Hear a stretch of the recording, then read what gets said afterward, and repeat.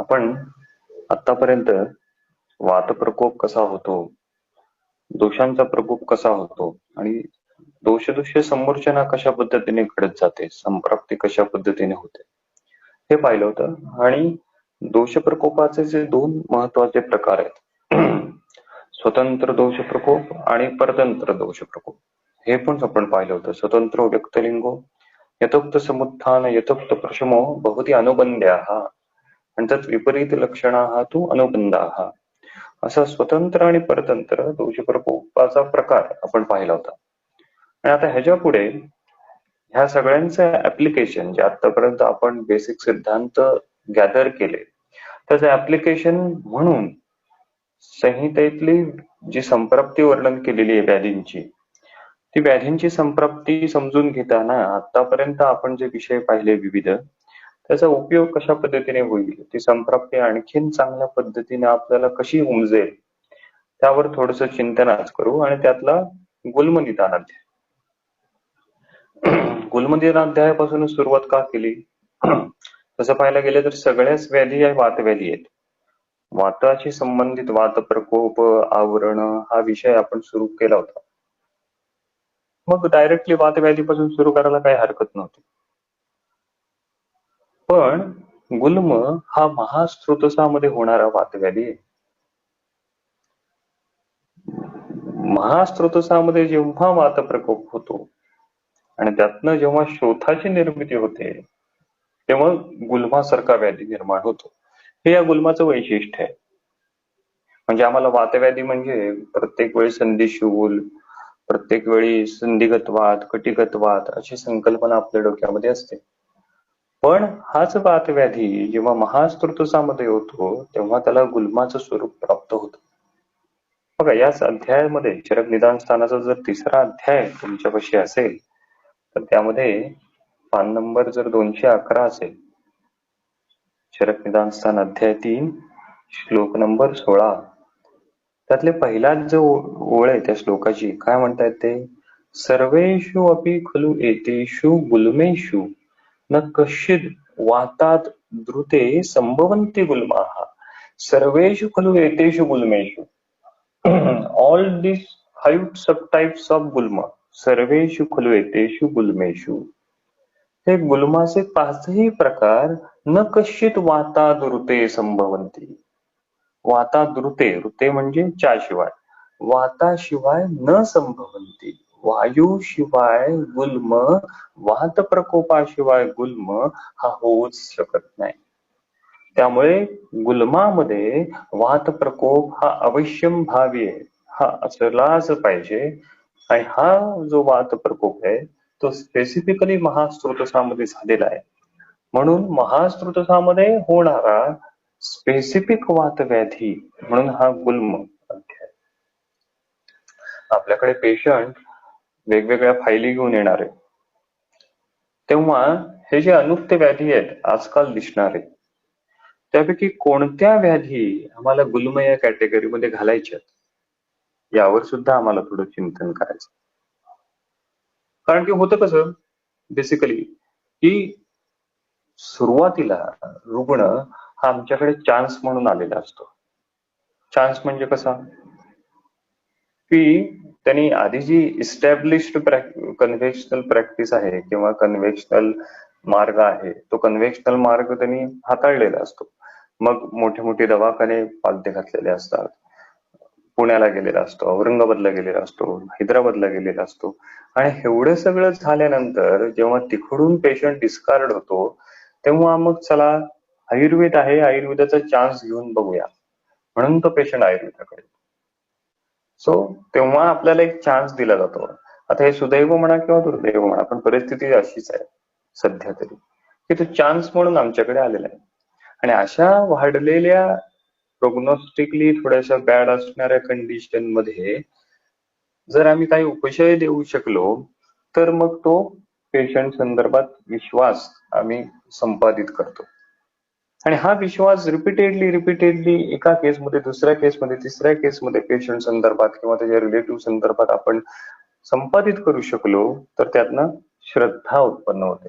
So it is a journey from chance to विश्वास and from विश्वास to श्रद्धा. आम्हाला हे सगळं अभ्यास कशासाठी करायचा आहे?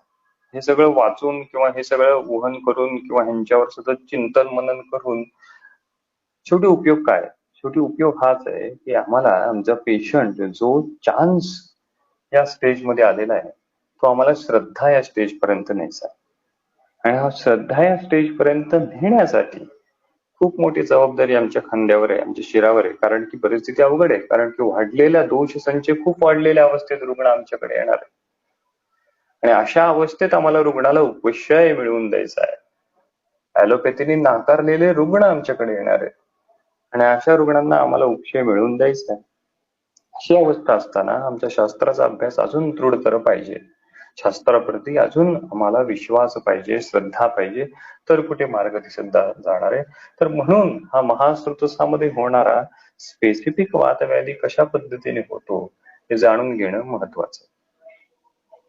आता गुल्माची जी डेफिनेशन आहे, गुल्माचं ते प्रथमतः वर्णन आहे ते चरक सूत्रस्थानाच्या 18व्या अध्यायात पहिल्यांदा आपल्याला गुल्माची व्याख्या केलेली दिसते. आता चरक सूत्रस्थानाचा जो 18वा अध्याय आहे त्या अध्यायाचं नाव आहे त्रिशोथीय अध्याय. अध्यायाचं नावच आहे त्रिशोथीय. म्हणजे या अध्यायामध्ये शोथांचं वर्णन केलेलं आहे. त्यातला जो 33वा श्लोक आहे त्यातला जो 29 नंबरचा जो श्लोक आहे, चरक सूत्र 18 श्लोक नंबर 29 आणि नंबर 107, ज्यामध्ये काय म्हणतात, यस्य वायू प्रकुपितो गुल्मस्थाने अवतिष्ठन्ते शोभम सशूलम जनयन गुल्मः तस्य उपजायते. म्हणजे गुल्म हा एकदेशीय शोथ आहे असं चरक आपल्याला चरक सूत्र 18व्या अध्यायामध्ये म्हणतात. यस्य वायू प्रकुपितो हो गुल्मस्थाने अवतिष्ठन्ते. वात प्रकोप झाला आणि गुल्मस्थानामध्ये तो स्थिर झाला, अवतिष्ठते. आणि मग त्यामुळे काय निर्मिती झाली, शोफम सशूलम, सशूल शोफाची निर्मिती झाली. तर आम्ही त्या शोथाला गुल्म असं म्हणतो. म्हणजे आम्हाला आणखीन एक फॅक्टर या ठिकाणी कळाला की गुल्म हा महास्त्रोतसामध्ये होणारा वातव्याधी जसा आहे तसा गुल्म हा महास्त्रोतसातला शोथ आहे. महास्त्रोतसामध्ये जर दोष संचिती व्हायला लागली गुल्मस्थानामध्ये तर आम्ही त्याला गुल्म असं म्हणू. म्हणजे हा वातप्रकोपाने होणारा व्याधी आहे नंबर 1. हा महास्त्रोतसातला शोथ आहे. महास्त्रोतसामध्ये होणारी दोष संचिती आहे हा दुसरा फॅक्टर. आणि तिसरा सशूलम शोफम. So the Shool is associated with it. म्हणजे वातप्रकोपाबरोबर असोसिएटेड असणारा शूल आणि शोथ हे गुल्माचं व्यवच्छेदक स्वरूप आहे. अशा पद्धतीचे गुल्म नावाचे फीचर आमच्या डोळ्यासमोर येतं. मग आता शास्त्रकारांनी परत या गुल्माची उत्पत्ती कशी होती ते पण सांगितलं. चरक निदानस्थानाचा जो 8वा अध्याय आहे त्या 8व्या अध्यायामध्ये श्लोक नंबर 11 पान नंबर 227 त्यामध्ये गुल्म निर्मितीची कथा सांगितली. सगळ्या व्याधींच्या निर्मितीची कथा सांगितली त्या या श्लोकामध्ये. पण त्यातला जो पहिला रेफरन्स आहे तो गुल्माच्या उत्पत्ती संदर्भातला आहे. काय म्हणतात ते, तस्मिन ही दक्ष अध्वर ध्वंसे देहिनाम नाना दिक्षु विद्रवताम अभिद्रवण तरण धावन प्लवन लंघनाद्यै देह विक्षोभणैहि पुरा गुल्मोह उत्पत्तिरभूत. काय होतं, तस्मिन ही त्यावेळी काय होतं, दक्ष अध्वर ध्वंसे. दक्ष दक्ष म्हणजे दक्ष प्रजापती. अध्वर ध्वंसे, अध्वर म्हणजे काय, अध्वर म्हणजे यज्ञ. दक्षाच्या यज्ञाचा विध्वंस झाल्यानंतर त्या काळामध्ये तस्मिन ही म्हणजे कधी, त्रेतायुगे. तो रेफरन्स कुठे आहे, ज्वर उत्पत्तीच्या कथेमध्ये द्वितीय ही युगे. तर त्या त्रेतायुगामध्ये दक्ष अध्वर ध्वंसे, दक्षाच्या यज्ञाचा विध्वंस झाल्यानंतर. आता हे पण विशेष आहे, दक्षाच्या यज्ञाचा विध्वंस होणे म्हणजे काय?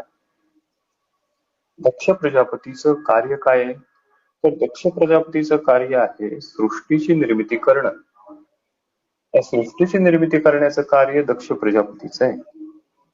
आणि दक्ष प्रजापतीचं जे हे नियत कार्य आहे, हे त्याला नेमून दिलेलं जे कार्य आहे, त्या कार्यामध्ये बाधा येणं म्हणजे थोडक्यात दक्ष प्रजापतीच्या यज्ञाचा विध्वंस होणं.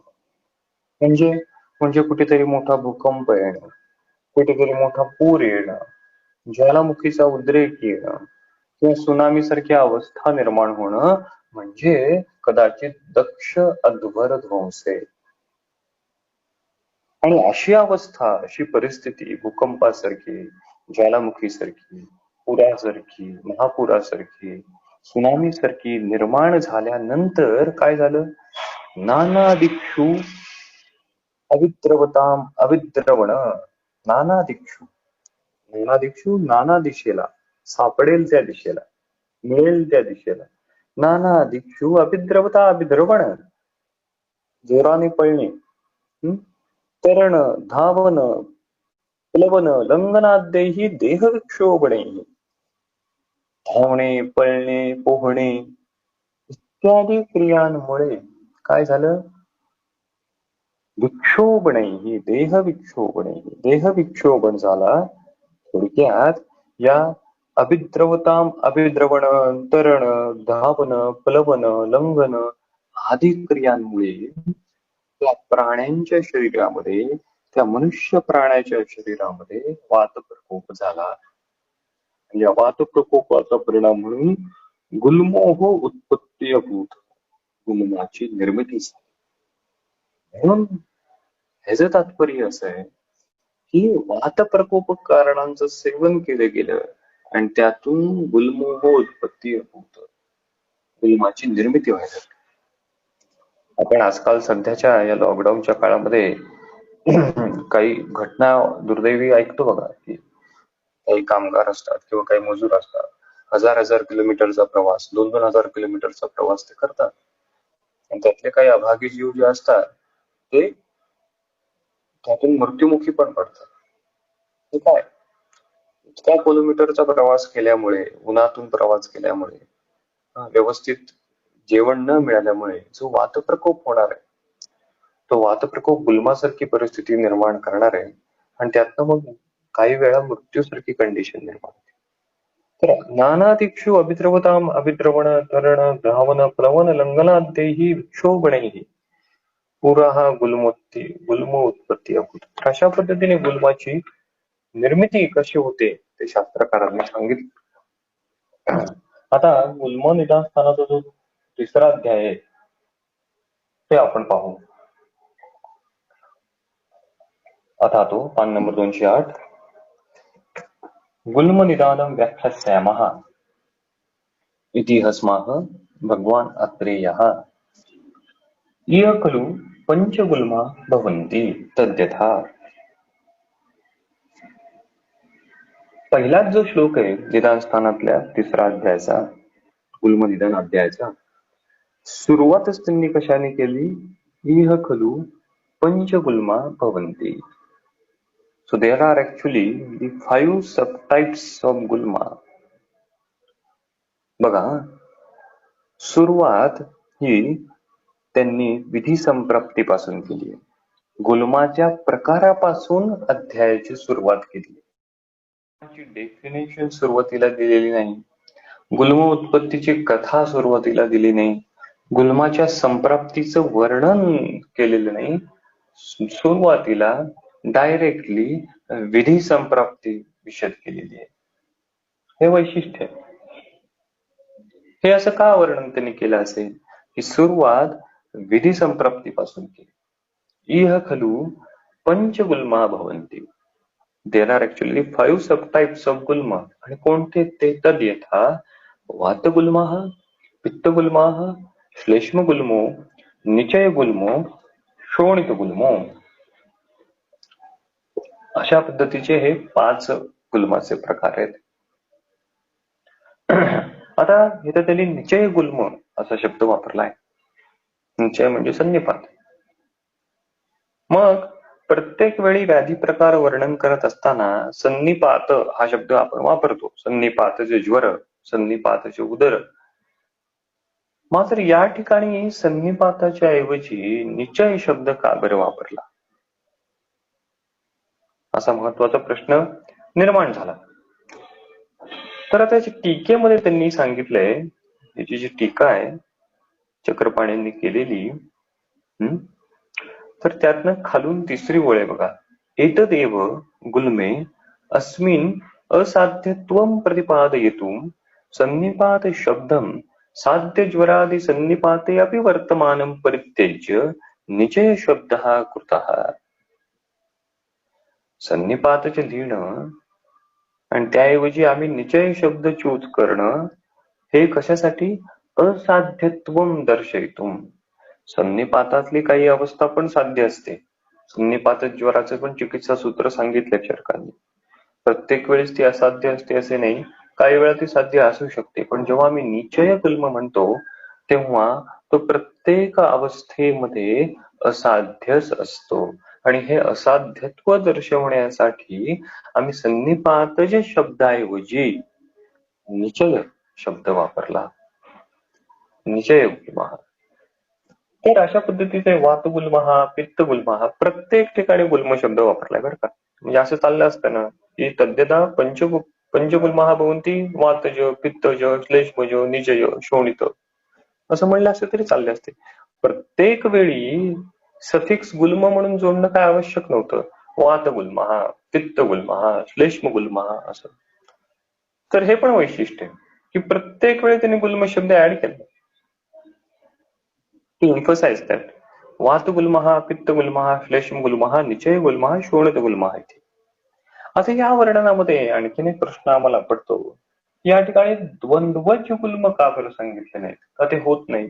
वात पित्तज गुल्म, कफ पित्तज गुल्म, कफ वातज गुल्म. तर ह्याचं पण वर्णन टीकेमध्ये केलेलं आहे. वरून एक चौथी ओळ आहे, इह प्रत्येक वातादि गुल्म क्रियां मेलकादेव द्वंद्वज गुल्मा साध्यन्ति इति कृत्वा न पृथकोक्ताः. खर तर प्रत्येक गुल्म हा वातव्याधीच आहे. त्यामुळे प्रत्येक गुल्मामध्ये वायूचा अनुबंध हा असणारच आहे. म्हणजे जरी तो पित्तज गुल्म असला तर त्या पित्ताच्या जोडीला वायूचा अनुबंध आहेच आहे.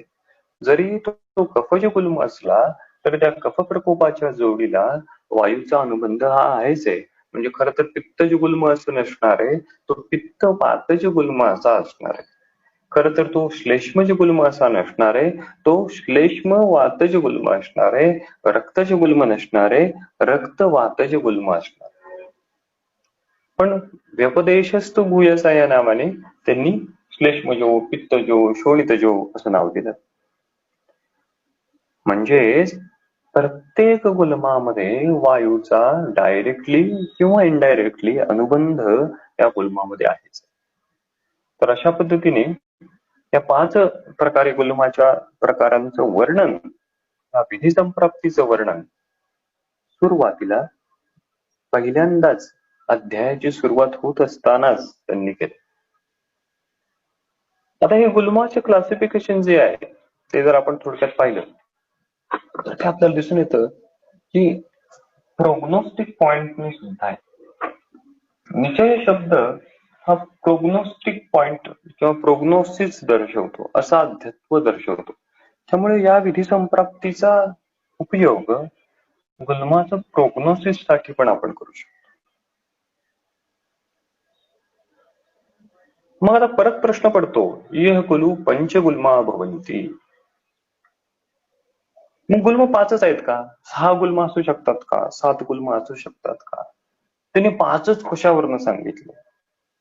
What is the parameter basic? हे 5 ठरवण्याचा त्यांच्या पाठीमागे किंवा त्यांच्या मनात असणारे निकष कोणते?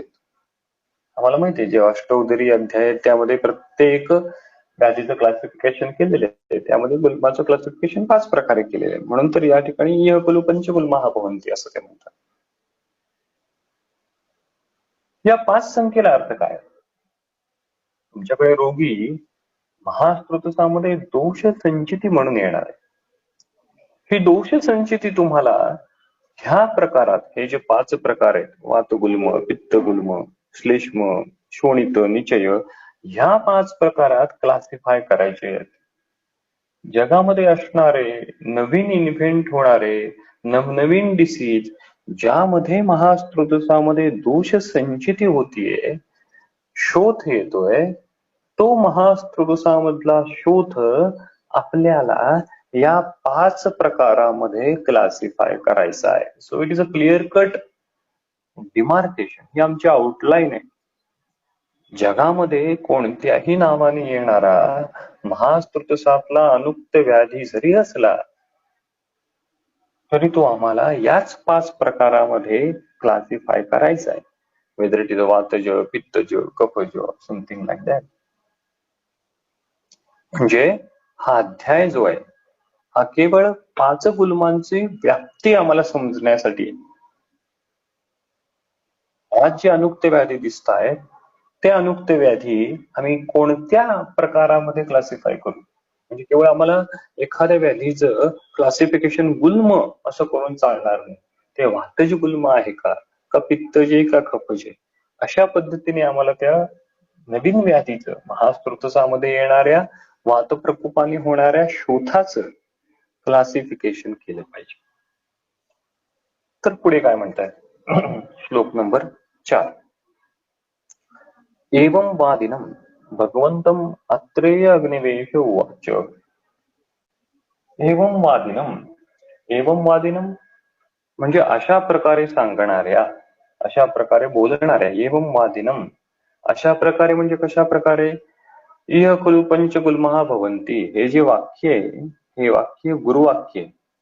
कारण खाली म्हणतायत भगवंतम अत्रेयम एवं वादिनम. भगवान अत्रेयांनी सांगितलेलं हे वाक्य, हे गुरुसूत्र आहे. पूर्वीच्या काळी कसं होतं की जी आपली संहिता जी होती ती सलग होती. म्हणजे 3रा श्लोक झाला की लगेच 4था श्लोक. मध्ये टीका नव्हती. चक्रपाणींच्या समोर जी चरक संहिता होती ती सलग होती. नंतर मग त्यावर चक्रपाणींनी टीका दिली, ती वेगळी लिहिली. आपल्या पुढे जी आता चरक संहिता येते चक्रपाणी टीका, त्यामध्ये चक्रपाणींची टीका आणि ओरिजिनल अग्निवेश संहिता या मिक्स केलेल्या आहेत, एडिटिंग केलेल्या आहेत. त्यामुळे आपल्याला असं वाटतं की 3रा श्लोक झाला की गॅप आहे मग 4था श्लोक आहे, असं नाहीये. ती कंटिन्युटी आहे. त्यामुळे शोणित गुल्मैती झालं की लगेच एवं वादिनं भगवंतम अत्रेयम अग्निवेश उवाच. अशा प्रकारे सांगणाऱ्या भगवंतम अत्रेयम,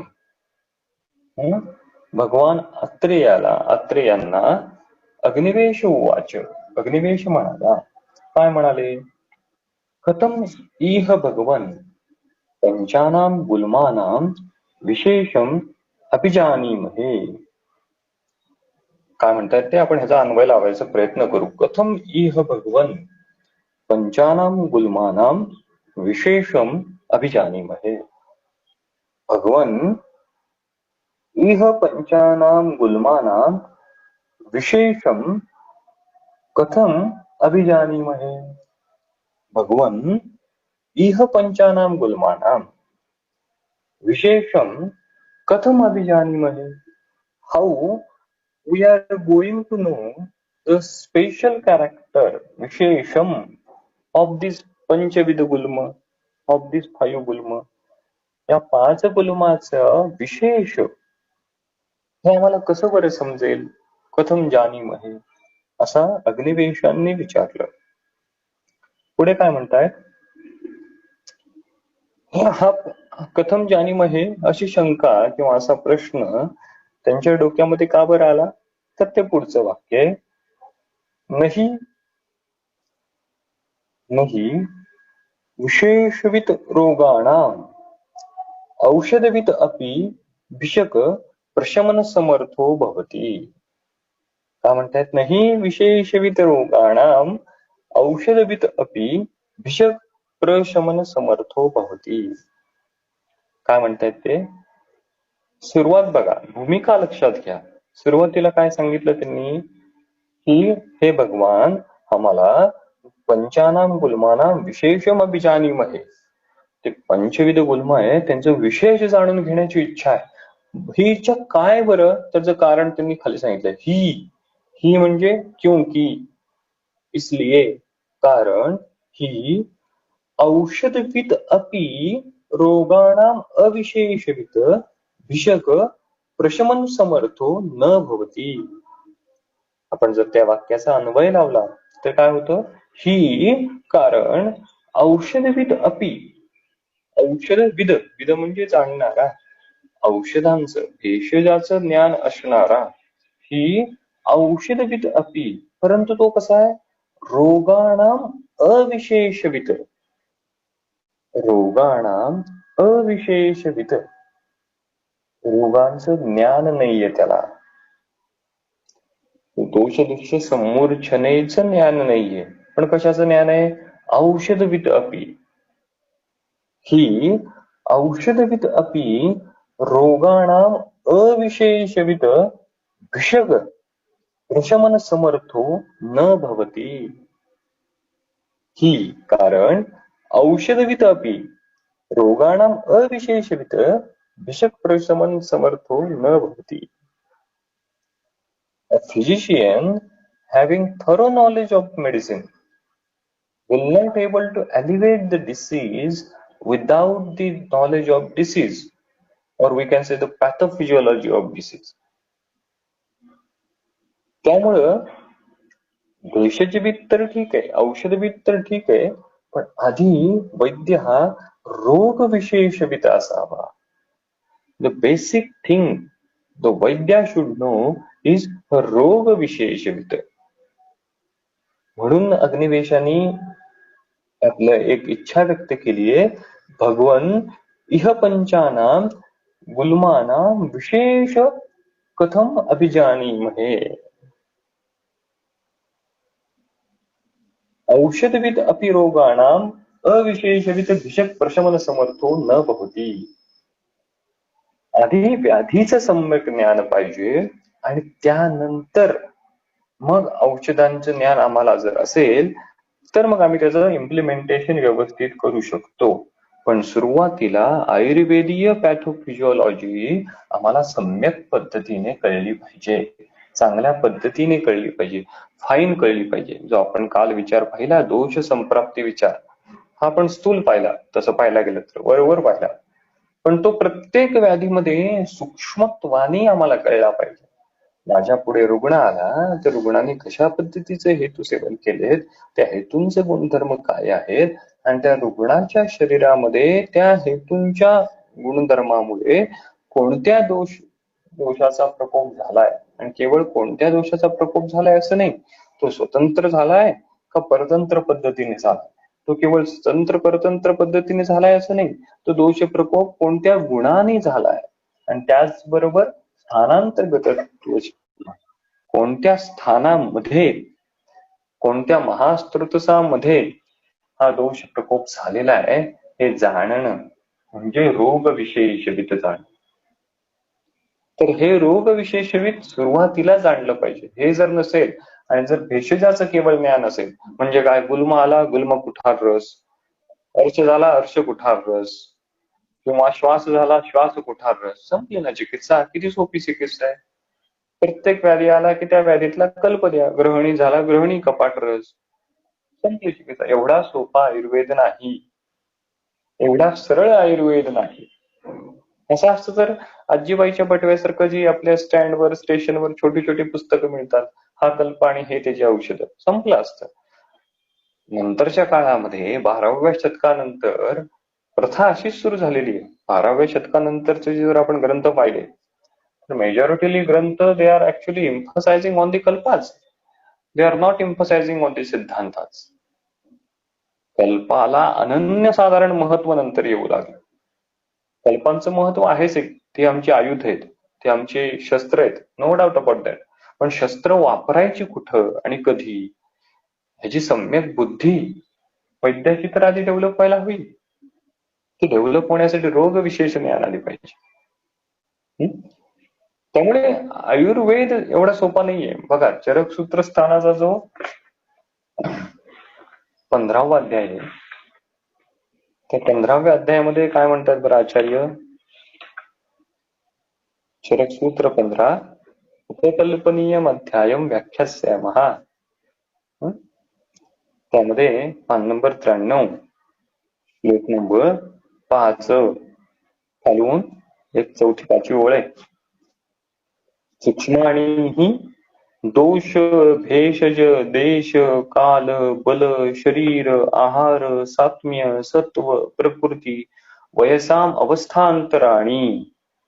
सूक्ष्माणीहि दोष भेषज देश काल बल शरीर आहार सात्म्य ह्यांचं भेद जे असतात ते सूक्ष्माणीहि सूक्ष्म असतात.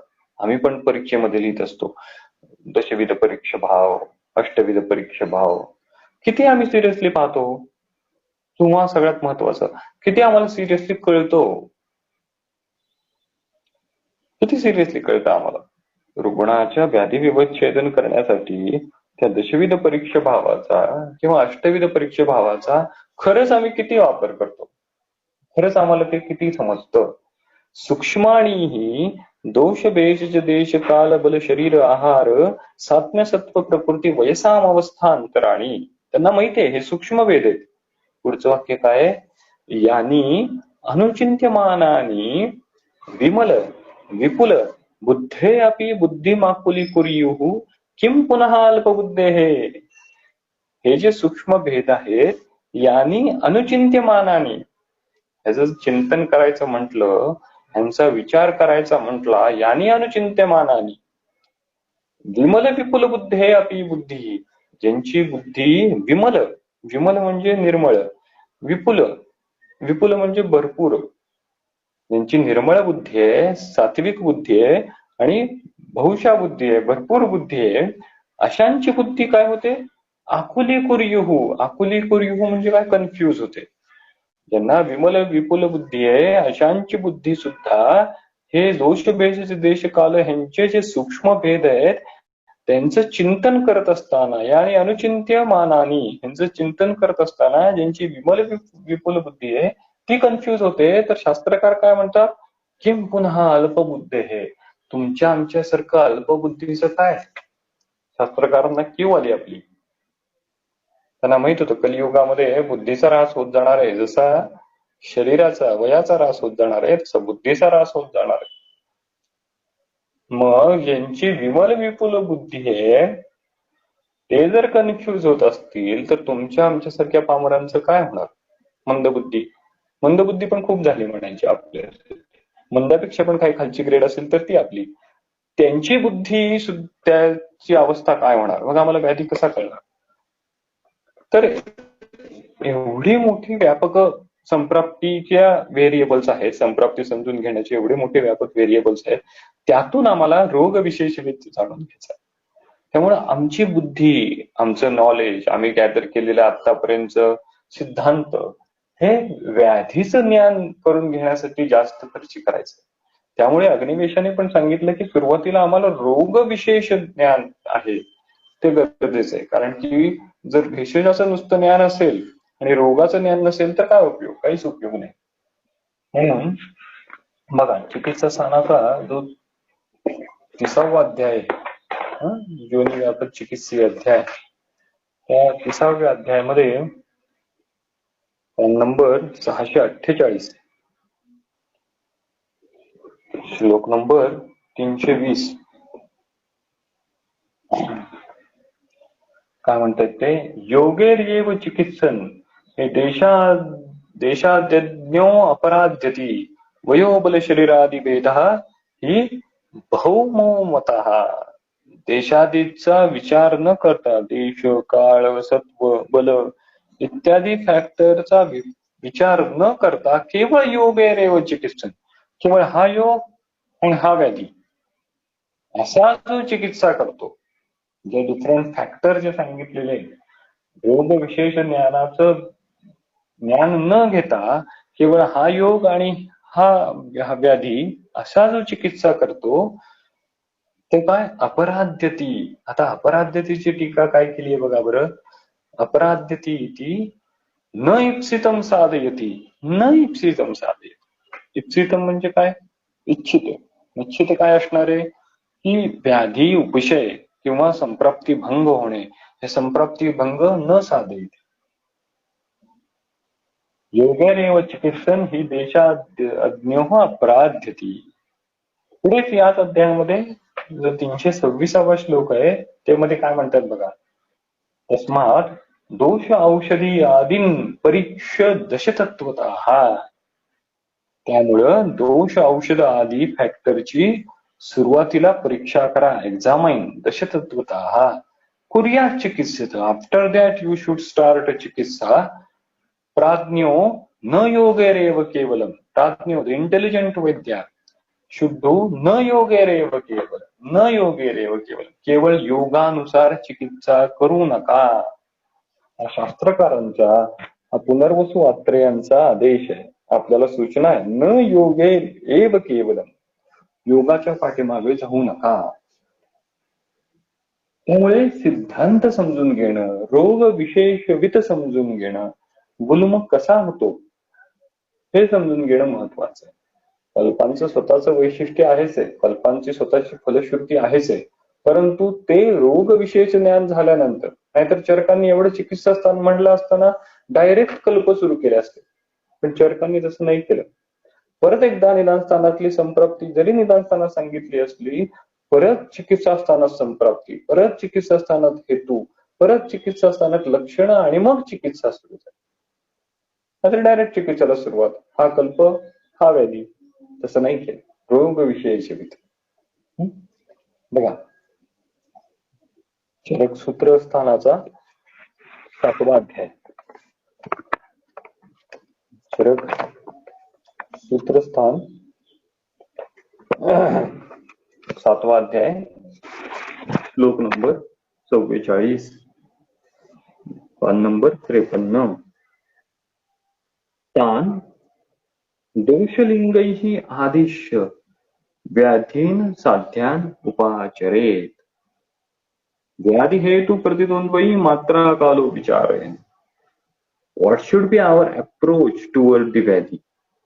तान साध्यान व्याधी दोषलिंगै आदिश्य उपाचरेत.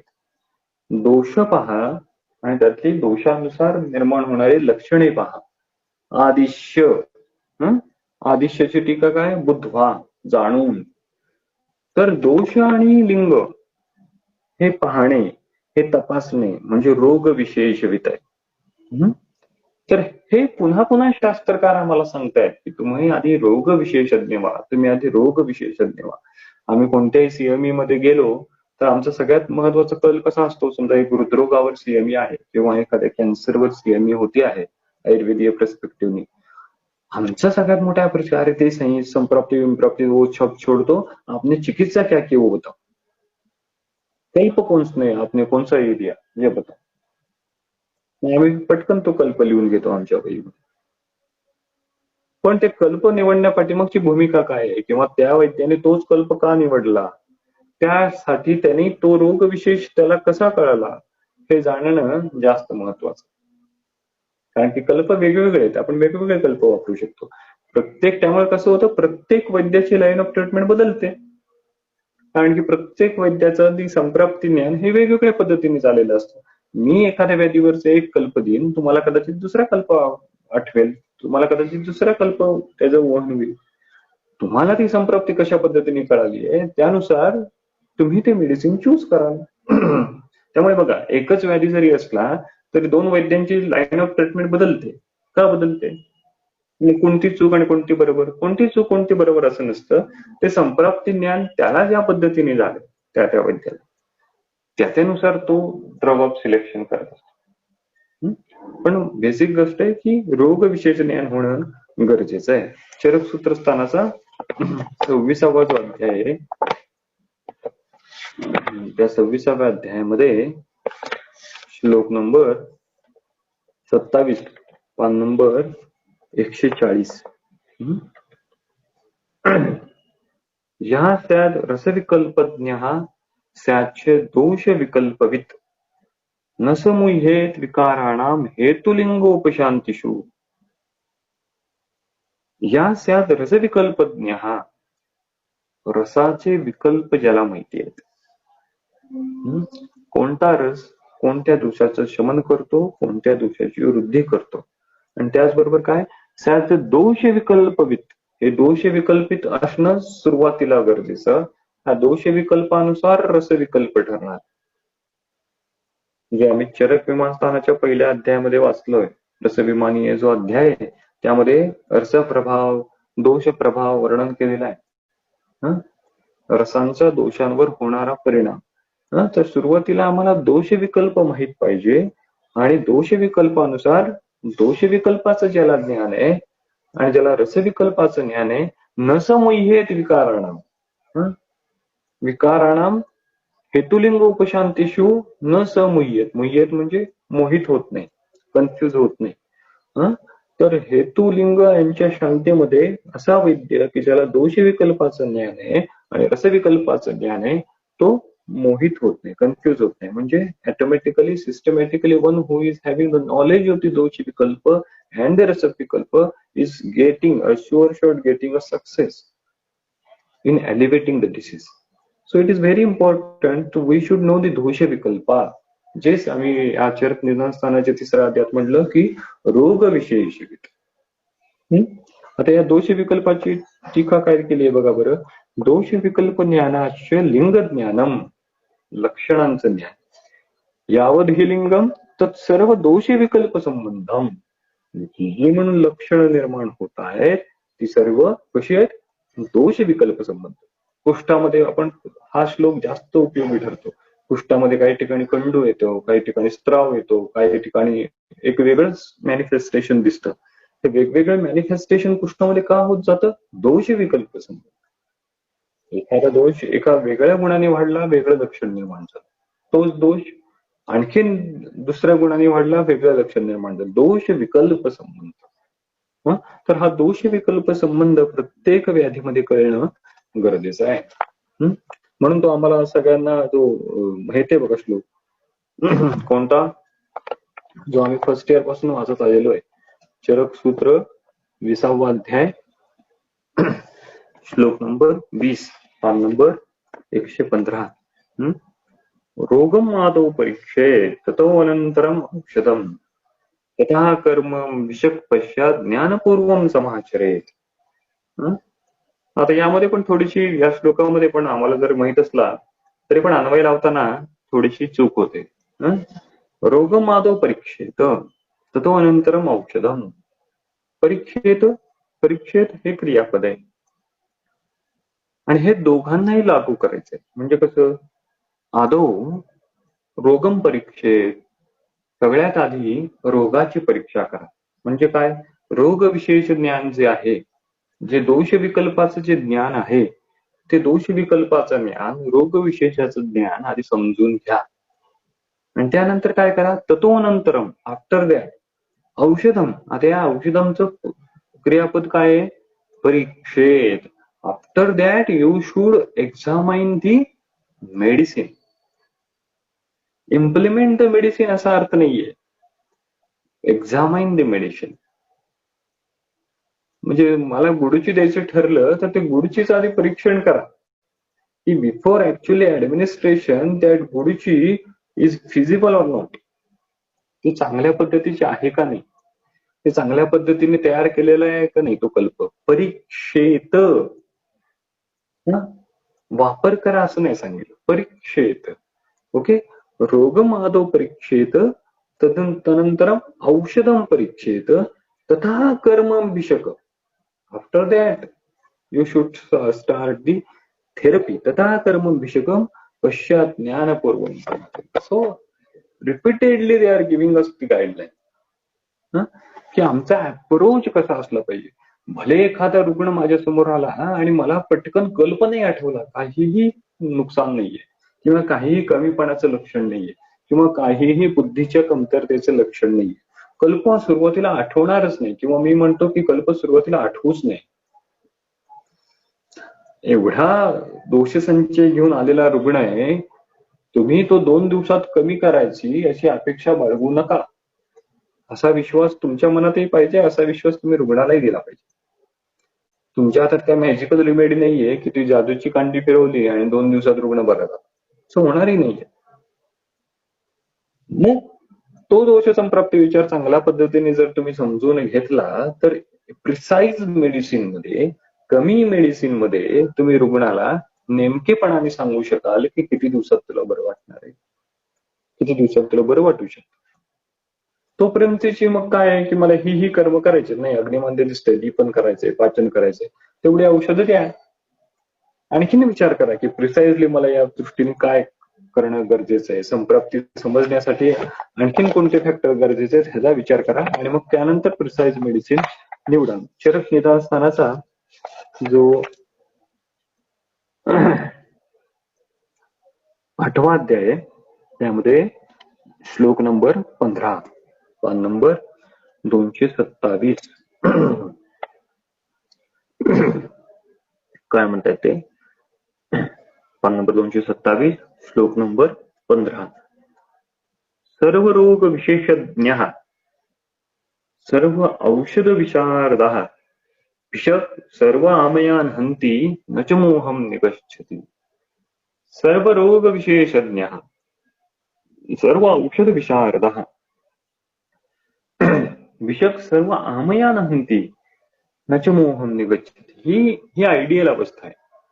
हे अचीव करणं हे आमच्या सर्व वैद्यांचं कर्तव्य आहे किंवा हे आमचं एम आहे. काय, सर्व रोग विशेषज्ञ, माझ्या पुढे आलेल्या सर्व संप्राप्तीचं ज्ञान मला सम्यक प्रकारे झालेलं आहे. सर्व औषध विशेषज्ञ, आणि जी औषध आहेत त्या औषधांचं पण ज्ञान मला गरजेचं आहे. सर्व औषध विशारद, औषधांचं पण ज्ञान गरजेचं आहे. असं जेव्हा आपण म्हणतो की संप्राप्तीचं ज्ञान गरजेचं, रोगाचं ज्ञान गरजेचं, ते गरजेचं आहे कारण की ती बेसिक गोष्ट आहे. पण याचा अर्थ असा नाही की द्रव्यांचा अभ्यास करायचा नाही, ह्याचा अर्थ असा नाही की कल्पनांचा अभ्यास करायचा नाही. ती सेकंड स्टेज आहे. पहिली स्टेज आधी अक्वायर करायची आणि मग सेकंड स्टेज कडे जायचं. सेकंड स्टेजचाही अभ्यास करायचा, कारण की जर द्रव्यांचा अभ्यास नसेल, कल्पनांचा अभ्यास नसेल तरी पण रुग्णाचं नुकसान होणार आहे, तुमचं नुकसान होणार आहे. बघा, चरक सूत्रस्थानाचा जो पहिला अध्याय आहे त्या पहिल्या अध्यायामध्ये पान नंबर 23, चरक सूत्र 1 श्लोक नंबर 124 125. यथा विषम यथा शस्त्रम यथा अग्निर अशनी यथा तथा औषधम अविज्ञातम विज्ञातम अमृतम यथा. औषधम ही अनविज्ञातम, औषधांचं जर ज्ञानच नाहीये आम्हाला, केवळ आमचे गुरुजी देतात म्हणून मी देतो, पण मला त्याचे गुणधर्म माहित नाही, मला ते कधी कलेक्शन केलं माहित नाही, मला ते कुणी तयार केलं ते माहित नाही, त्या औषधावर संस्कार काय झाले ते मला माहित नाही. औषधेही अनविज्ञातम नामरूपै गुणैहि त्रिभिः. त्याचं नाव माहित नाही, ते दिसतं कसं माहित नाही. गुणैहि त्रिभिः, आपल्यासाठी सगळ्यात महत्वाचं आजच्या व्यावहारिक भाषेत गुणैहि, त्याचे गुणधर्मच आम्हाला माहित नाही. आणि दुसरा फॅक्टर काय, विज्ञातम, माहिती आहे आम्हाला त्याचं नामरूप गुणैहि. विज्ञातम चापि दुर्युक्तम, आम्ही त्याचं ऍडमिनिस्ट्रेशनच चुकीच्या पद्धतीने केलं. जेव्हा गरज नव्हती चुकीच्या अवस्थेमध्ये ते औषध दिलं, किंवा जेव्हा द्यायला पाहिजे होतं तेव्हा दिलं नाही, आणि जेव्हा द्यायची अवस्था नाहीये तेव्हा दिलं. दुर्युक्तम, तर तेव्हा काय होतं, अनर्थाय उपपद्यते. अनर्थाय म्हणजे काय, it will create adverse effect, adverse drug reaction. एक भ्रम एक असतो की नाही, आयुर्वेदीय औषधांचा साईड इफेक्ट नाही समाजात, हे फार चुकीचं आहे. जर आयुर्वेदीय औषधांचा इफेक्ट होत असेल, ज्याचा इफेक्ट असणार आहे त्याचा साईड इफेक्ट हा असणारच आहे. नाण्याची दुसरी बाजू असणारच आहे. त्यामुळे हे एक चुकीची भ्रामक संकल्पना बऱ्याच रुग्णांमध्ये असते की आयुर्वेदिक काय, आयुर्वेदिक औषधांची काय, रोज मी कारल्याचा ज्यूस घेतो, रोज मी आवळ्याचा ज्यूस घेतो, का आयुर्वेदिक औषधांचा साईड इफेक्ट नसतो, ते कोणी सांगितलं. अनर्थाय उपपद्यते दुर्युक्तम. तर हे आम्हाला किमान हे करायचं की आम्हाला आमचं औषध हे दुर्युक्त नाही यूज करायचं, ऍडमिनिस्टर करायचं.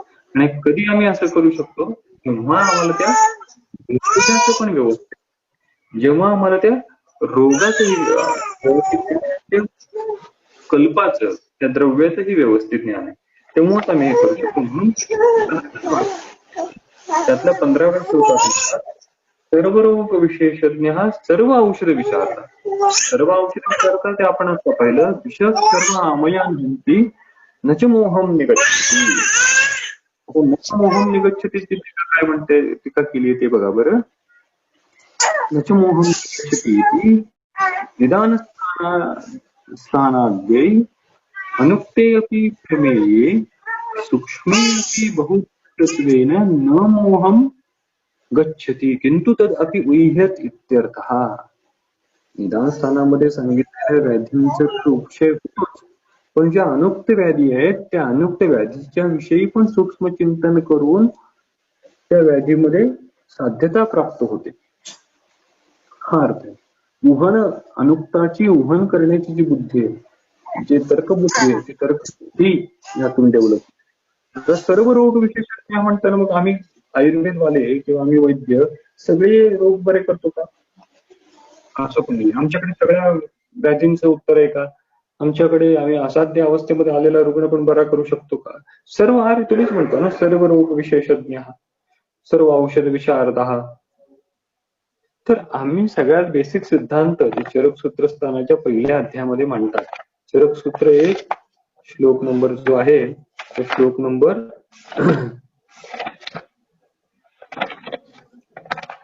62 पान नंबर 17. विपरीत गुणैः देशमात्रा काल उपपादितैः भेषजैः विनिर्वन्ते विकारा साध्य सम्यता. साध्य सम्यत विकारच बरे होतात. जे आमच्या शास्त्राने सांगितलेले साध्य विकार आहेत ते बरे होतात. किंवा हे वेगळ्या अर्थापत्तीने जर पाहिलं तर साध्य सम्यत विकार हे बरे झालेच पाहिजेत. जर आमचं सायन्स म्हणत असेल की हे साध्यसंमत विकार आहेत तर ते बरे झालेच पाहिजेत. झालेच पाहिजे. जर ते होत नसतील तर वैद्य म्हणून आमचं वैद्यत्व कुठेतरी कमी पडलं. मग आम्ही आणखीन विचार करायचा आहे, आम्ही चिंतन करायचंय की आणखीन काय बरं फॅक्टर असू शकतात. पण साध्यसंमत विकार हे बरे झालेच पाहिजेत.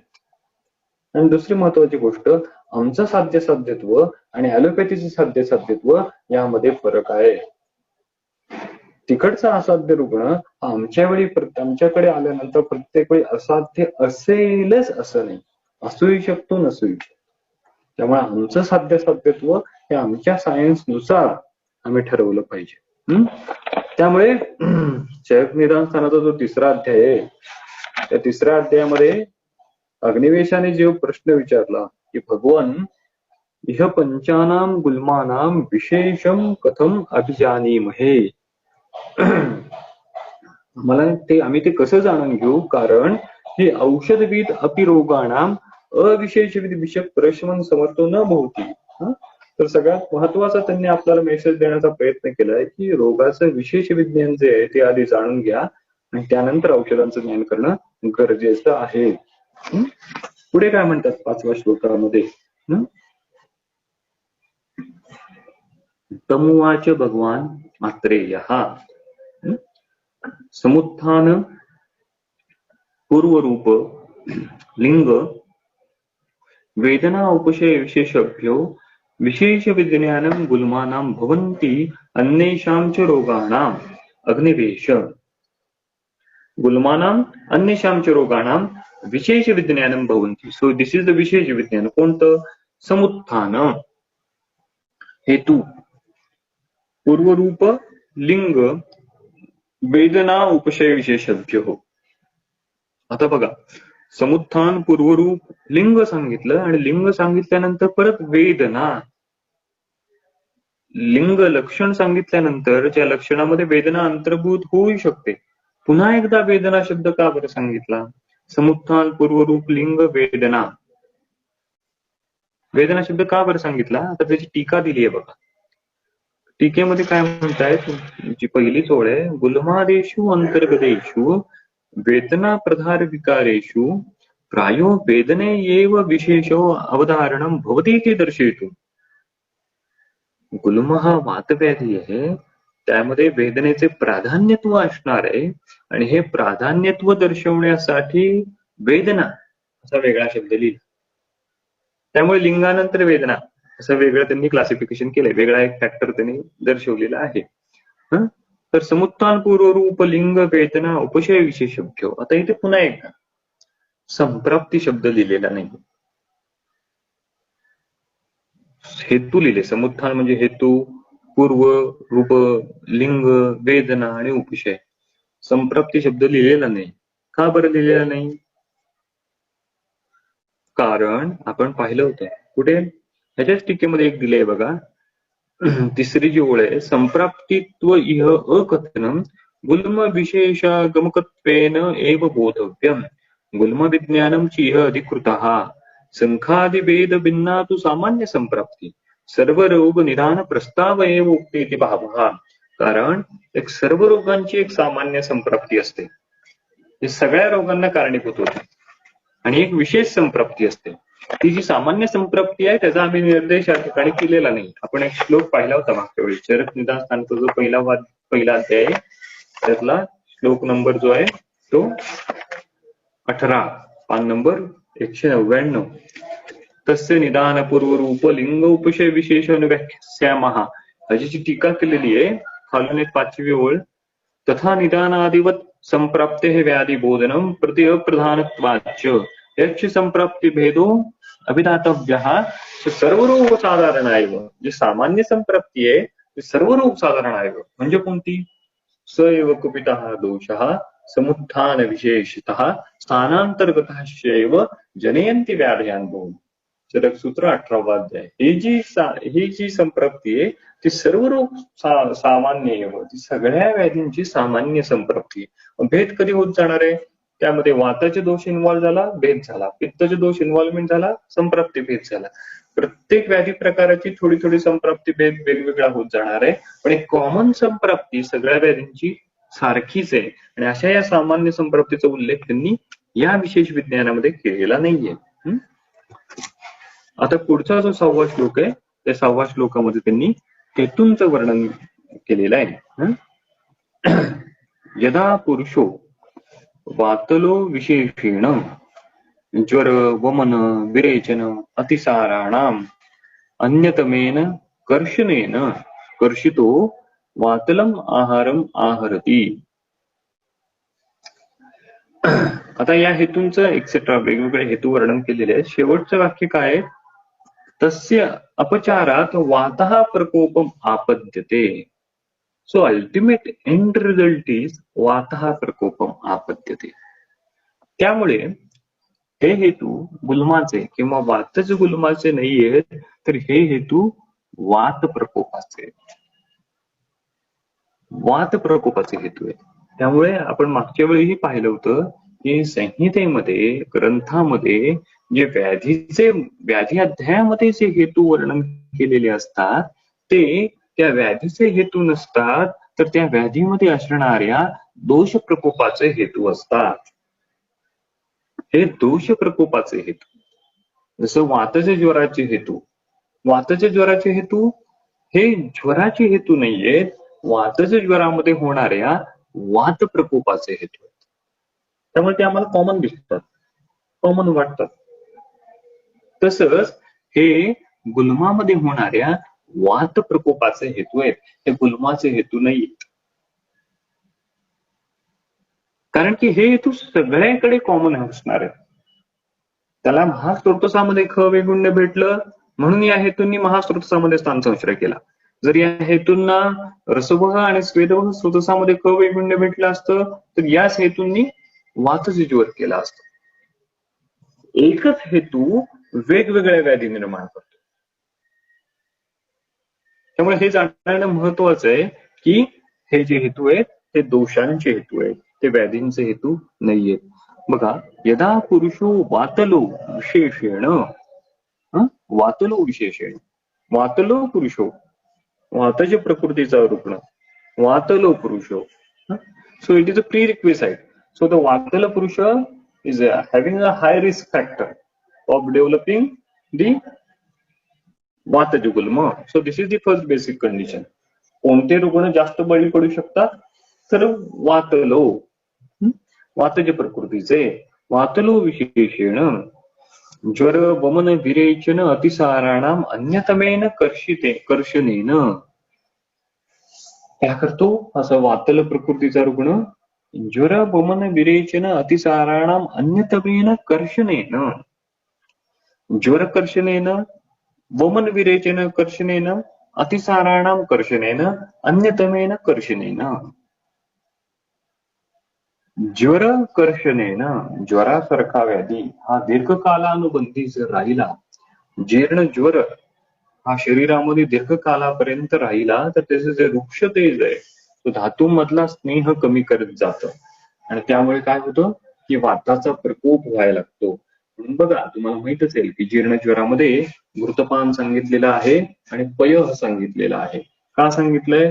कारण की आता तो वृक्ष तेजामुळे धातूतील स्नेह कमी व्हायला लागलेला आहे. म्हणून अशा जीर्ण ज्वराची चिकित्सा ही वातशामक आहे. म्हणून स्नेहपान, म्हणून त्या ठिकाणी पयाचा वापर आहे. ज्वरकर्षणेन तर आमच्याकडे जेव्हा रुग्ण येतो तेव्हा त्या रुग्णाची पास्ट मेडिकल हिस्ट्री विचारताना हा फॅक्टर आम्ही विचारला पाहिजे की दीर्घकालानुबंधी ज्वर कधी इतक्यात झाला होता का? वर्षभरामध्ये, 2 वर्षामध्ये, गेल्या 2-3 वर्षामध्ये काही असा मोठा फॅक्टर झाला होता का की बराच वेळ तुम्ही हॉस्पिटलाइज होता, ऍडमिट होता ज्वरकर्षणेन? कारण की त्यामुळे वातप्रकोप होणार आहे. आणि हा वातप्रकोप झाला की तो कोणता व्याधी करेल सांगता येत नाही. या ठिकाणी त्यांनी गुल्म केला, इतर वेळी कदाचित तो वेगळाच व्याधी करेल. परंतु हे कर्षण होणं, ज्वर कर्षणेन कर्षितो हो, हे महत्वाचं. परत काय? वमन विरेचनेन कर्षणेन, वमन विरेचनेन कर्षणेन. आता हा फॅक्टर त्यांनी का बरं मेन्शन केला असेल की पूर्वीच्या काळी कसं होतं की आयुर्वेद ही एकच हेल्थ सिस्टीम अवेलेबल होती. त्यामुळे भरपूर पंचकर्म करणारे वैद्य होते. त्यामुळे एक पेशंट एका वैद्याकडून दुसऱ्या वैद्याकडे जातही होता. त्यामुळे हे बेसिकली वमनाचं आणि विरेचनाच्या अतियोगाचं तरी कारण नाही ना या वातप्रकोपाचं, हे विचारणं आवश्यक होतं. त्यामुळे आजही मोठ्या शहरांमध्ये जिथे थोड्याफार आयुर्वेदाला रुग्ण वळतात किंवा पंचकर्म सेंटर पण आजकाल जास्त झालेले आपण पाहतो आणि सर्रास पंचकर्माची पॅकेजेस म्हणून प्रॅक्टिस केलेली आपण पाहतो की बऱ्याचदा काय होतं की अवस्था न पाहता केवळ एक संशोधन म्हणजे काय, शो युअर धन, या वृत्तीने पंचकर्म केली जातात आणि त्यामुळे अवस्था न पाहता ही जर शोधनं केलेली असतील तर त्यातनं वातप्रकोप होतो. म्हणून माझ्याकडे जर एखादा रुग्ण आला असेल तर इतक्यात 6 महिने, वर्षभरात त्यांनी कोणती पंचकर्म केलेली आहेत का, हे विचारून घेणं आवश्यक. अर्थात आम्हाला ती अवस्था कळणार नाही की त्यांनी सम्यक अवस्थेत केलं का असम्यक अवस्थेत केलं. तर रुग्ण म्हणतो की नाही हो डॉक्टर, या त्रासासाठी ना मी आयुर्वेदाचे पण उपचार घेतले, इकडे इकडे जाऊन आलो आणि त्यांनी पण वमन केलं होतं, वमन केलं, विरेचन केलं, पण सुरुवातीला बरं वाटलं, नंतर 2 महिन्यानंतर त्रास परत वाढायला लागला. हे काय? हा कदाचित मिथ्यायोग झालेला आहे आणि त्यामुळे दोष परत एकदा वाढायला लागलेले. तर हे आमच्या हिस्ट्री टेकिंग मध्ये एनरोल झालं पाहिजे की वात कशाने वाढलेला आहे, वात प्रकोप कशाने झालेला आहे. वमन विरेचनेन कर्षणेन अतिसाराणाम कर्षणेन, अतिसारासारखा व्याधी हा दीर्घकालानुबंधी राहिला. अतिसार म्हणजे अपधातूचा क्षय व्हायला लागलेला आहे शरीरात. हा अपधातूचा क्षय अतिमात्रेमध्ये शरीरातून जर होत असेल तर काय होणार आहे, तर सार्वदेहिक वातप्रकोप होणार आहे. आता हा वातप्रकोप कोणत्या गुणाने होणार आहे? या सगळ्या कारणांमध्ये हा वृक्षत्वाने होणार. हे पण आम्ही कुठेतरी आमच्या केस रेकॉर्ड प्रोफार्मामध्ये नोंद करून ठेवलं पाहिजे की हे हेतू आहे, माझ्या रुग्णामध्ये दीर्घकालानुबंधी ज्वर हा हेतू सापडला, डॅश वृक्षतेज वृक्षगुणाने होणारा वातप्रकोप प्रश्नचिन्ह. प्रोविजनल किंवा वमन विरेचनाचा अतियोग वृक्षगुणाने होणारा वातप्रकोप, हे आम्ही मेन्शन करून ठेवलं पाहिजे. म्हणजे मला माझ्या चिकित्सेची दिशा सापडते, मी ऍक्च्युली कोणत्या गुणाची चिकित्सा करू. म्हणजे आम्हाला आता केवळ हेतूपर्यंत थांबायचं नाहीये, हेतू काढून थांबायचं नाहीये, हेतूनुसार कोणत्या गुणधर्माने दोष वाढलेला आहे शरीरामध्ये हे पण आम्हाला जाणून घ्यायचं. तर ज्वर वमन विरेचन अतिसाराणाम अन्यतमेन कर्षणेन अन्यतमेन कर्षणेन इतर कोणत्याही कारणामुळे कर्षण झालेला, तर या कर्षणामुळे पुन्हा शरीरामध्ये वृक्ष गुणाची वृद्धी होणार आहे. आणि वृक्ष जो आहे गुणधर्म तो वात प्रकोपाचा किंवा वायूचा प्रधान गुणधर्म आहे. वायूचे जे विभिन्न गुणधर्म आहेत त्यातला वृक्ष हा प्रधान गुणधर्म आहे. बघा, चरक निदान स्थानाचा जो पहिला अध्याय आहे त्यातला श्लोक नंबर 19, पान नंबर 199. वृक्ष लघु शीत वमन विरेचन आस्थापन शिरो विरेचन अतियोग व्यायाम वेग संधारण अनशन अभिघात यवाय वेग शोक शोणित अतिशेक जागरण विषम शरीरान्य अभिसेवितभ्यो वायु प्रकोपमापद्यते. तर ह्याची टीका जी केली आहे, वात प्रकोपणम प्रति वृक्षस्य प्रधानत्वेन अग्रे अभिधानम वृक्षो हि गुणो वातगुणेषु प्राधान्यम. वृक्षो हि गुणो वातगुणेषु प्राधान्यम. वात प्रकोपक करणाऱ्या गुणामध्ये वृक्ष हे अग्रे. त्यामुळे वातव्याधीची जेव्हा चिकित्सा आम्ही वाचू, केवलम निरुपस्तंभो वादो स्नेहे उपाचरे. का? कारण की तो वायू वृक्षत्वाने जास्त वाढणार आहे. वायू लघुगुणाने फार कमी वेळा वाढतो, वायू शीत गुणाने आणखीन कमी कंडिशन मध्ये वाढतो, पण वायू वृक्ष गुणाने जास्त वेळा वाढतो.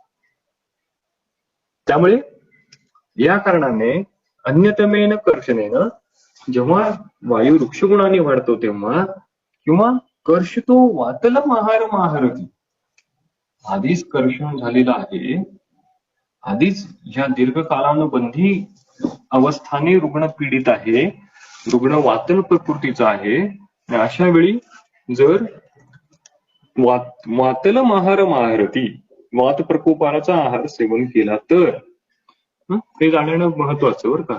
की बऱ्याचदा काय असतं की रुग्ण दीर्घकाल प्रसंगात एखाद्या जीर्ण व्याधीतून बाहेर पडलेला असतो आणि हेतू त्याग जितका वेळ करायला हवा तितका वेळ हेतू त्याग रुग्ण करत नाही, आणि मग एखादा जरी ट्रिगरिंग फॅक्टर, एखादा जरी त्याला हेतू भेटला तर पुन्हा एकदा लक्षणं वाढायला लागतात, पुन्हा एकदा वेगवेगळ्या प्रकारची लक्षणं दिसायला लागतात.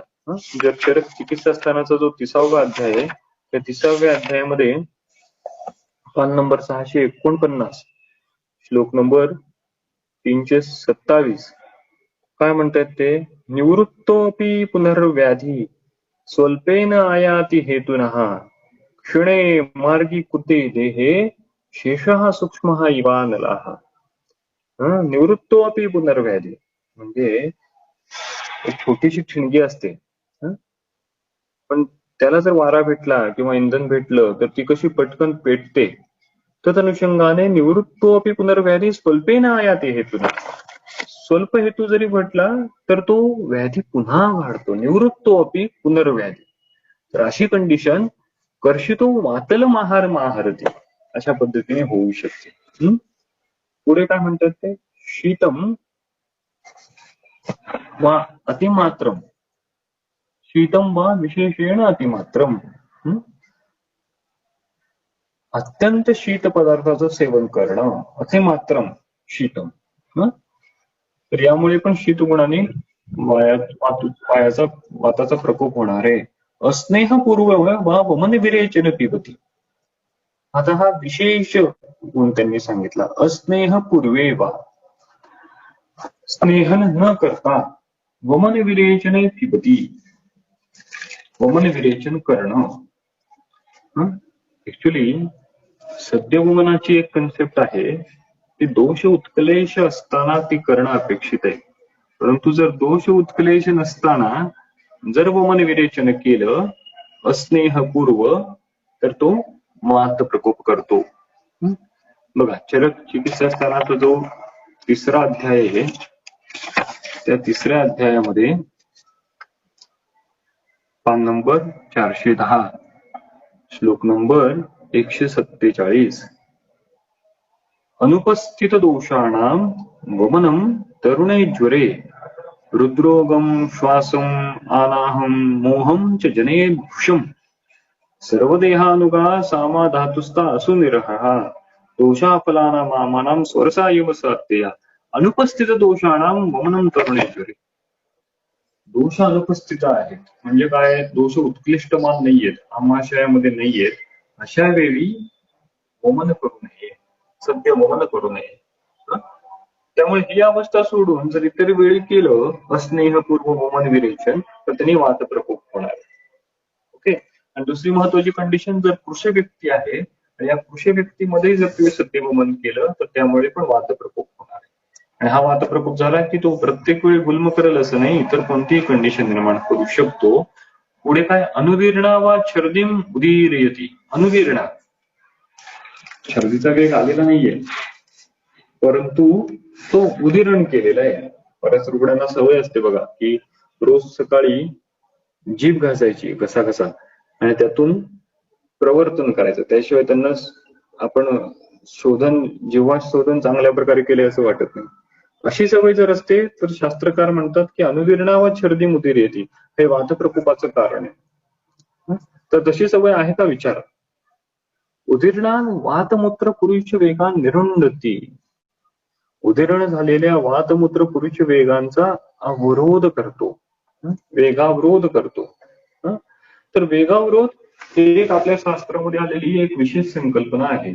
त्या वेगावरोधामुळे काय होतं की उदावर्तासारखी कंडिशन निर्माण होते. उद म्हणजे वर्त, आ म्हणजे सर्व बाजूने, आणि वर्त म्हणजे वरच्या दिशेने फिरलेला उदावर्त, अशी कंडिशन वायूला प्रतिलंबित व्हायला लागतो. तर वातमूत्र पुरुष वेग निरुंधाती. तर वेगावरोधाची सवय आहे का रुग्णास, तर हे जाणीवपूर्वक विचारणं गरजेचं आहे. स्पेशली जर स्त्री रुग्ण असेल तर त्यांच्या बाबतीत आपल्या सोसायटल फॅक्टरचा विचार करता हा फॅक्टर खूप महत्वाचा ठरतो. वातमूत्र पुरुष वेगा निरुन्नती. जर तुम्ही चरकसूत्रस्थानाचा 7व्या अध्यायाचा जर अभ्यास केला तर त्यामध्ये आणखीन एक फॅक्टर वेगावरोधाच्या संदर्भात आपण शास्त्रकारांनी दिलेला आपण पाहतो. चरकसूत्र 7वा अध्याय, यामध्ये पान नंबर 50 श्लोक नंबर 24. गुल्म हृद्रोग समूहा श्रम निश्वास धारणात. श्रमश्वासाचा अवरोध जर केला तर त्यामुळे गुल्म हृद्रोग समूह. तर श्रमश्वास हे पण एक महत्वाचं कारण. गुल्म निर्मितीला पण आहे, हृद्रोग निर्मितीला पण आहे. अतिशीतो वा पिबती नव उदकम अतिमात्रम. अत्यंत शीत म्हणजे बऱ्याच आजकाल उन्हाळ्याच्या दिवसामध्ये सवय असते की डायरेक्ट फ्रीज उघडला आणि जी थंड पाण्याची बाटली आहे ती तोंडाला लावली आणि घटाघटा पाणी पिलं. अतिशीतो वा पिबती नवउदकम. नवउदकम, शास्त्रकारांनी असंस्कारित जलाचा सेवनाचा निषेध सांगितलेला आहे. नवउदकम, जल हे नेहमी संस्कारित करूनच घ्या. जरी तो उन्हाळा दिसला तरी तो उन्हाळ्यामध्ये ते श्रुतसिद्ध करून घ्या, पण असंस्कारित जल पिऊ नका, ते दोषकारक आहे. त्यामुळे अतिशीतो वा पिबती नवउदकम. आणि कसं, अतिमात्रम, अत्यंबुपान. अत्यंबुपान हे पण वातप्रकोपाचा हेतू आहे. रुग्णाला सवय असते सकाळी उठल्यानंतर लोटावर पाणी पिणे, दुपारी जेवणापूर्वी लोटाभर पाणी पिणे, जेवण झालं की पाणी पिणे, म्हणजे जसं काय फ्लश करतो आपण आपली आतडी, अशा पद्धतीने जास्त पाणी पोटामध्ये ढकलण्याची सवय असते, पण ते दोष प्रकोपाचं कारण आहे. आयुर्वेदाच्या नुसार कमीत कमी जलपान, असंस्कारित जल पोटामध्ये गेलं पाहिजे. नवउदकम अतिमात्रम.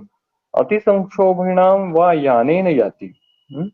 अतिसंक्षोभन करणाऱ्या यानातून प्रवास, हे तर खूप कॉमन आहे. डेली प्रवासाची सवय आहे का रुग्णाला. बऱ्याचदा कामाच्या दृष्टिकोनातून 1-1.5 तास 2 तासाचा प्रवास रुग्ण करत असतो. आणि आजकाल आपले रस्ते हे पण खूप खड्ड्यात रस्ते असतात का रस्त्यात खड्डे असतात, अशी आपली सगळी अवस्था आहे. त्यामुळे अतिसंक्षोभण हे होणारच आहे.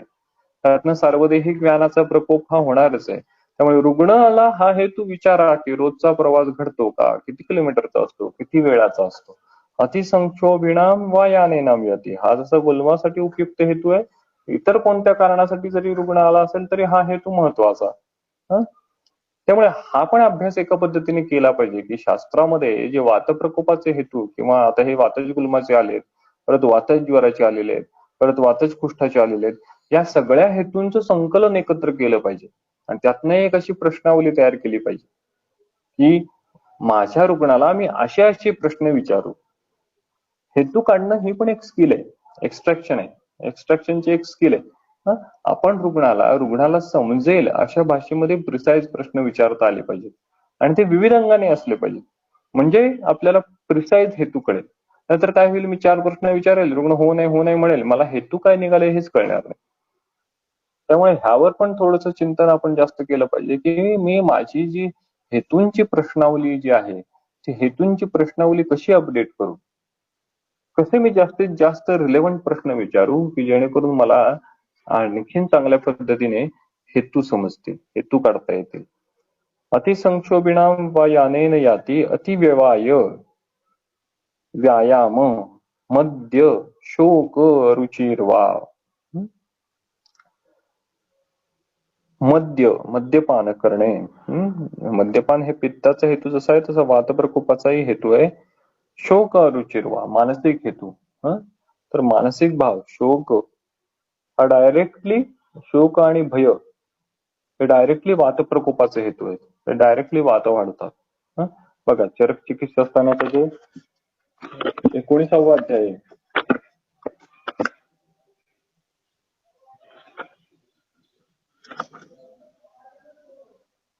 नंबर 549, श्लोक नंबर 12. मारुतो भयशोकाभ्याम शीघ्रम ही परिकुप्यती. शीघ्रम ही परिकुप्यती, शीघ्रम शब्द वापरला. भयशोकामुळे वातप्रकोप हा शीघ्रम ही परिकुप्यती. त्यामुळे हा हेतू खूप महत्वाचा आहे की रुग्ण कोणताही जरी असला तरी हा मानसिक हेतू आम्हाला रुग्णाचा काढता आला पाहिजे. भयशोकाभ्याम शीघ्रम ही मारुतम प्रकुप्यती अभिघात मृच्छती वा. आगंतुचे काही हेतू आहेत का? विषमासन शयन स्थान चंक्रमण सेवी वा भवती अन्यद्वा किंचिदेवं विधम विषम अतिमात्रम व्यायाम जातम आरभते. आणखी कोणताही एखादा हेतू जर घडला असेल, दीर्घकालानुबंधी एखादा व्याधी झालेला असेल, तर त्याचा परिणाम म्हणून वाता प्रकोपम आपद्यते. चरकसूत्रस्थानाचा जो 21वा अध्याय आहे त्या 21व्या अध्यायातला जो श्लोक नंबर जे आहेत 13 ते 15 त्यामध्ये त्यांनी सांगितलंय बघा की जे अष्टोनिंदितामध्ये जे सांगितलं त्यांनी कर्षणामुळे होणारे व्याधी, पुरुषाला होणारे व्याधी, तर काय सांगितलंय बघा श्लोक नंबर 13 मध्ये. व्यायाम अतिसौहित्यम पिपासायम औषधम कृशोन सहते तद्वित अतिशीतोष्ण मैथुनम प्लिहाकाश क्षय श्वास गुल्मो वर्षासी उदराणी च कृशम प्राय अभिधावंते रोगाश्य ग्रहणी गदा. कृशाला प्लिहाकाश क्षय श्वास गुल्म अर्श इत्यादी व्याधी व्हायला लागतात. असं का होतं? कारण की कृशामध्ये सर्वदेही वातप्रकोप झालेला असतो.